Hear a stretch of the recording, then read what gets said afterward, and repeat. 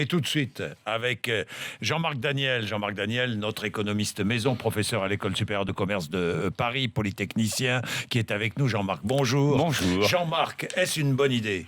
Alors, je crois qu'on voit... Donner dès 18 ans le RSA, c'est-à-dire un peu plus de 400 et quelques euros par mois. Oui, je crois que il y a toute une réflexion en ce moment qui est organisée aussi bien en France que dans les pays voisins sur comment lutter contre la pauvreté, comment faire en sorte que les gens puissent rentrer dans la vie avec une sorte davantage de chances pour ne pas être au chômage. Alors, le RSA, ça coûte d'ores et déjà une dizaine de milliards d'euros. Tous ces minima sociaux, ces revenus de solidarité, ça coûte près de 30 milliards d'euros. C'est pas encore des sommes colossales, mais la réflexion consiste à dire il faut peut-être se poser la question, non plus en termes de minima social, d'action pour tel ou tel individu, mais effectivement un revenu universel qui serait donné à tout le monde. Et avec cette idée, dès la naissance. Et comme les jeunes ne pourraient pas en bénéficier dès la naissance, on le capitaliserait quelque part.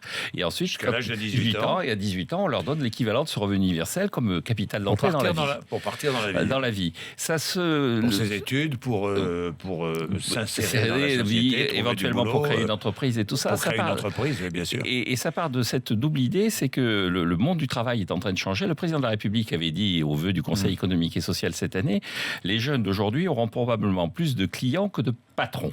Oui. C'est-à-dire qu'on va créer de plus en plus d'entreprises et de moins en moins être insérés dans des dispositifs hiérarchiques, salariaux, des entreprises qui existent déjà. Ça me paraît être une bonne idée, ça, mon cher Jean-Marc. Mais absolument. Bien. L'idée, très vite, la CGT qui est en congrès défend, elle, l'idée d'une semaine à 32 heures. Et non pas à 35 ou 39, mais 32.